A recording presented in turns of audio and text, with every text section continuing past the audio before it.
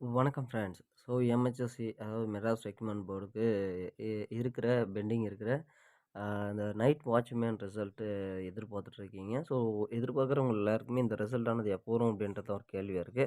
So இதில வந்து பார்த்தீங்கன்னா, நைட் வாட்ச்மேன் ரிசல்ட்டு ஆ ஆல்ரெடி வந்து பார்த்தீங்கன்னா, புதன்கிழமை வந்து வரத்துக்கான வாய்ப்புகள் இருக்கு அப்படின்னு சொல்லியிருந்தாங்க. ஸோ இன்னைக்கு இல்ல வந்து நாளைக்கு அதாவது புதன்கிழமை அதுக்குள்ள வந்துரும் அப்படின்றதையும் வந்து குடுத்துருக்காங்க. ஸோ கிட்டத்தட்ட வந்து பார்த்தீங்கன்னா, நேத்து எல்லாமே இன்டர்வியூ எல்லாமே போயிட்டு வரேன்னாங்க.